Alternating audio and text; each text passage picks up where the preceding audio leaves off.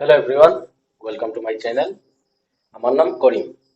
আজকে আমি যে আগের ভিডিওতে আমরা করেছিলাম অনুশীলনী আর 1 এর রিভিশন পুনরালোচনা যে চ্যাপ্টার আছে ক্লাস 10 এর, সেটার প্রথম 9 নম্বর কোয়েশ্চেন পর্যন্ত করে নিয়েছিলাম। এবার হলো 10 নম্বর কোয়েশ্চেন। কি বলছে?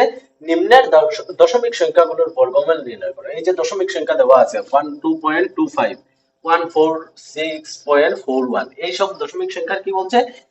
বর্গমূল বের করার জন্য। এবার বর্গমূল আমরা কিভাবে ভাগ প্রক্রিয়া দ্বারা বর্গমূল বের করবো, ঠিক আছে? তাহলে 1225, প্রথমে দশমিক আছে, কয়টি সংখ্যা নেবো আমরা?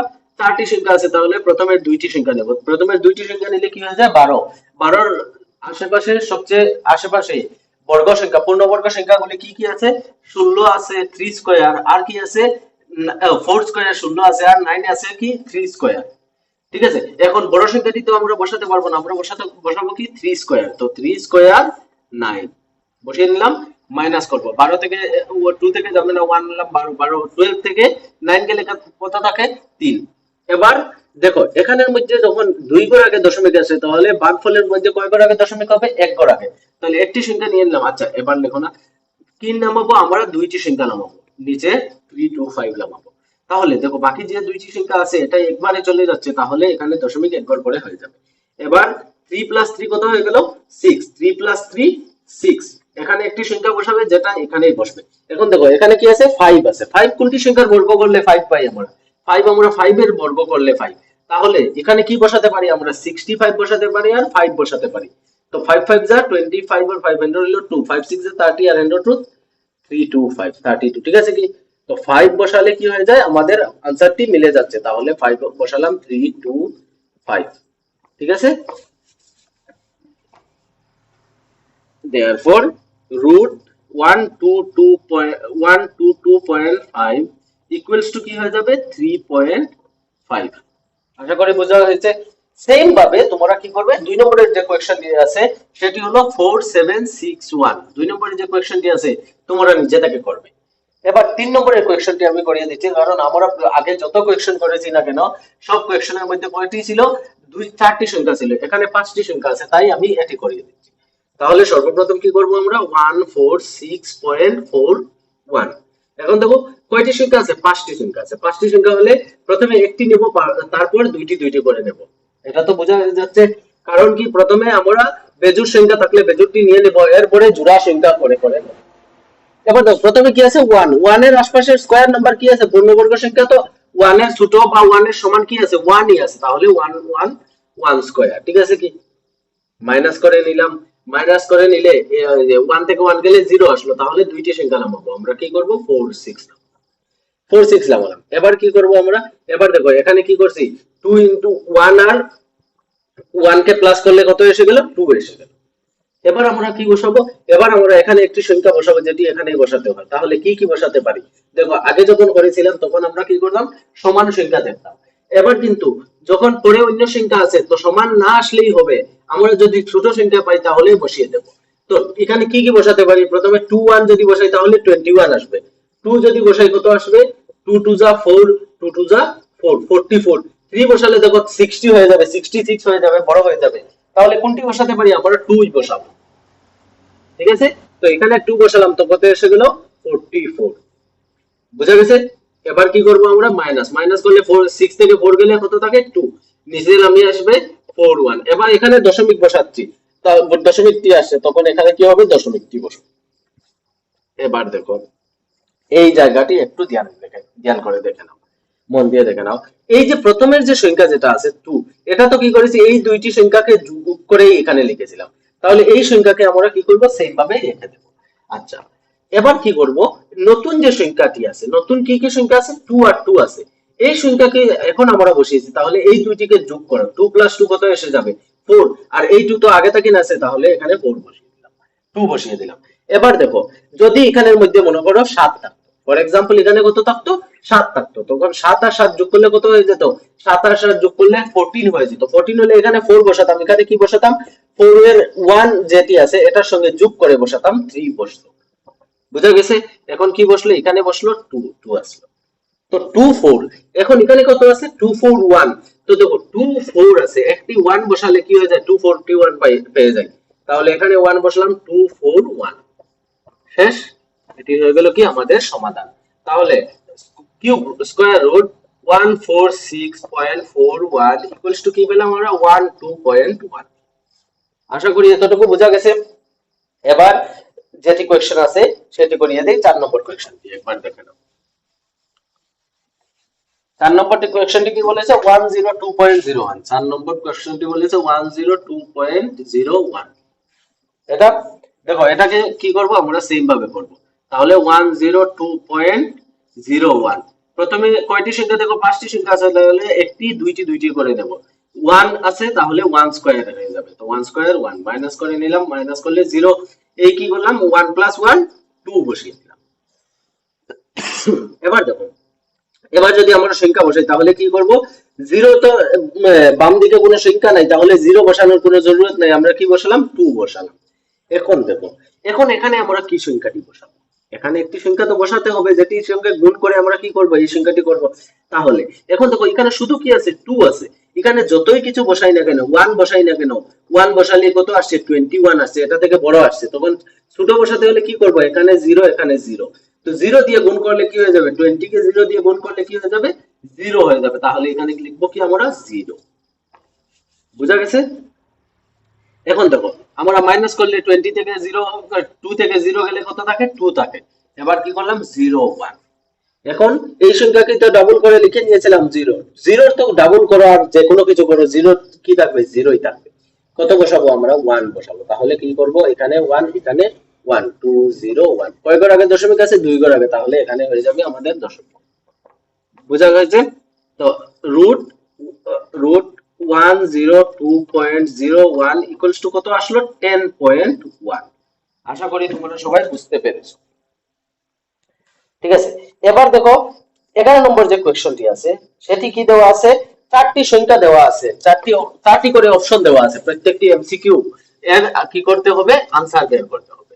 তো 11 নম্বরে প্রথম যে কোয়েশ্চনটি আছে সেটি দেওয়া আছে কি 11 এর এ, 11 এর এ দেওয়া আছে কি চারটি অপশন দেওয়া আছে। চারটি অপশনটি হলো 2 5 6, সেকেন্ড কোয়েশ্চন অপশনটি হলো 1 6 9, থার্ড অপশনটি হলো 4 4 6, আর থার্ড অপশনটি হলো 5 4 6, আর ফোর্থ অপশনটি হলো আমাদের কি ফোর্থ অপশনটি হলো 7 5 4 7 5 4। এবার আমাদের বলেছে কি নিম্নের কোনটি অযুগ্ম সংখ্যার বর্গ নয়, কোনটি অযুগ্ম সংখ্যা, অযুগ্ম সংখ্যার বর্গ কোনটি, অযুগ্ম সংখ্যার বর্গ, অযুগ্ম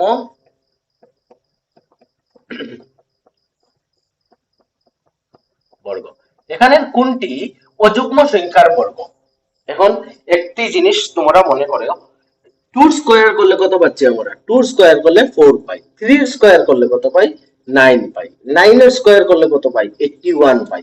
তুমি দেখো যে কোনো একটি অযুগ্ম সংখ্যার বর্গ করে দেখো কি পাবে, বর্গের সংখ্যাটি কি হয়ে যাবে অযুগ্ম হয়ে যাবে। 2 স্কয়ার করেছো কত পেয়েছো 4 করেছো, 4 এর স্কয়ার করো কত পাবে 16 পাবে, 6 এর স্কয়ার করো কত পাবে 36 পাবে।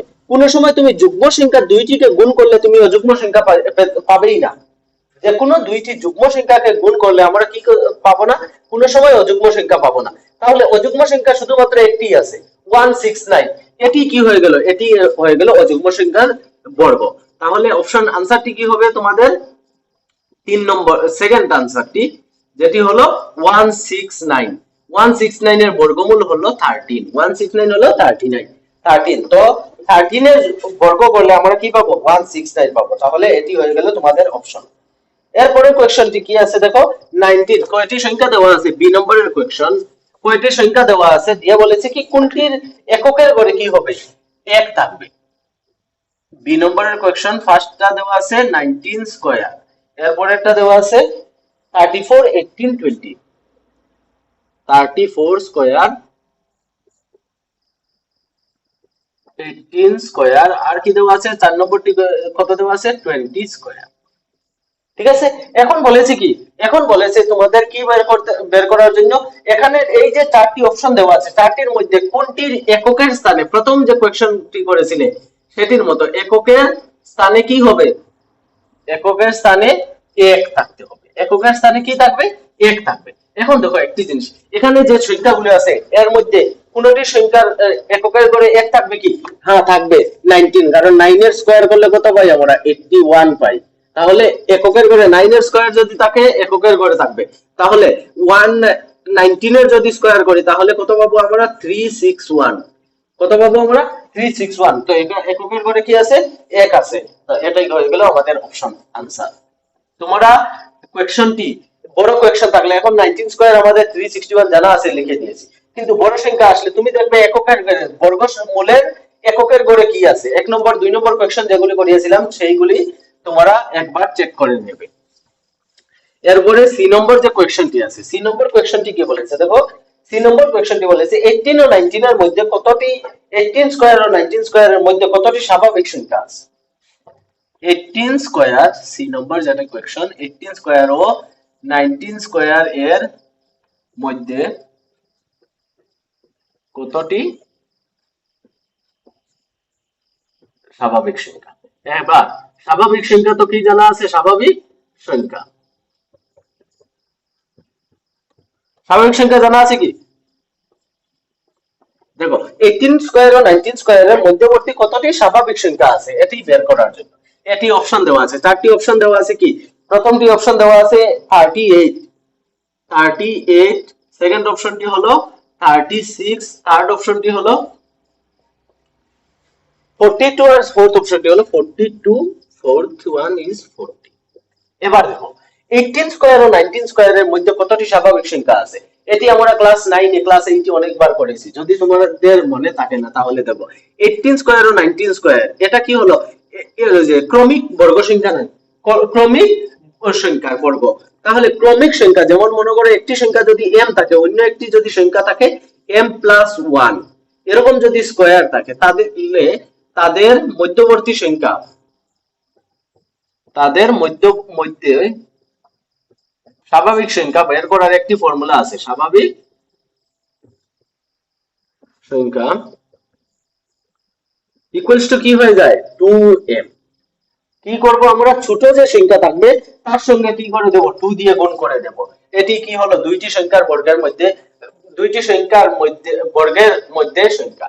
তাহলে 18 স্কয়ার ও 19 স্কয়ারের মধ্যে কতটি থাকবে, ছোট সংখ্যাটি কি আছে 18 আছে, তো 18 কে গুণ করলে কি পাবে 36 পাবে, যেটা হয়ে গেল आंसर। তুমি চেক করতে পারো, চেক করলে দেখো, চেক করলে তুমি দেখতে পারো 2 9 স্কয়ার 3 স্কয়ারের মধ্যে কত, 3 স্কয়ারে কত আছে, 3 square equals to 9, 4 square equals to কি 16। তো এই দুইটি সংখ্যার মধ্যে কতটি সংখ্যা আছে কিভাবে বের করব, ছোট সংখ্যাকে 2 দিয়ে গুণ করবে, তাহলে 2 3 যা 6। দেখো 9 থেকে 16 এ যেতে হলে কতটি সংখ্যা আছে, 9 ও 16 এর মধ্যে 6টি সংখ্যা আছে। ঠিক এইভাবে কি হয়ে যাবে, আমাদের 3 নম্বর কোয়েশ্চনটি সলভ হয়ে যাবে। এবার বলেছে চারটি অপশন দিয়েছে, দিয়ে বলেছে কি তোমাদের এর মধ্যে কোনটি বর্গ সংখ্যা নয়। 2 নম্বরে যে কোয়েশ্চনটি আছে সেটি হলো 441 দিয়েছে, ডি নম্বর 441, ফার্স্ট অপশন দিয়েছে 441, এরপরের অপশনটি দিয়েছে কি 572, 572, থার্ড অপশনটি দিয়েছে 576, আর ফোর্থ অপশনটি দিয়েছে 729, 729। এখন আমাদের কোয়েশ্চন বলেছে কি, কোয়েশ্চন বলেছে নিম্নের কোনটি বর্গ সংখ্যা নয়, পূর্ণবর্গ সংখ্যা নয় এটি। তো দেখো একটি জিনিস তোমাদের আগে আমি করিয়েছিলাম, মনে পড়ছে কি, বর্গ করলে যে কোনো সংখ্যার বর্গ করলে আমরা কি কি পেতে পারি, 1 পেতে পারি, এরপরে কি পাবো আমরা 5 পাবো, 4 পাবো, 4 8 এর যা 64, 4 পাই, 5 পাই, 6 পাই, 7 আমরা পাই না, 9 পাই, এই সংখ্যাগুলো পাই, আর কি পাই 0 পাই। তাহলে দেখো 1 পেলে এটি কি হয়ে যাবে, বর্গ সংখ্যা হয়ে যাবে, এটার লাস্টে কি আছে 1 আছে, তো এটা বর্গ সংখ্যা হওয়ার চান্স আছে। 6 আছে, তো এটি বর্গ সংখ্যা হওয়ার চান্স আছে। 9 আছে, এটি বর্গ সংখ্যা হওয়ার চান্স আছে। এই যে সংখ্যা যেটা আছে এটার মধ্যে কি লাস্টে 2 আছে, এককের ঘরে যদি 2 থাকে তাহলে এটি বর্গ সংখ্যা হতে পারবেই না। ঠিক আছে, এবার 5 নম্বর যে কোয়েশ্চনটি বলেছে সেটি হলো রুট 2025 ইকুয়ালস টু কি 45।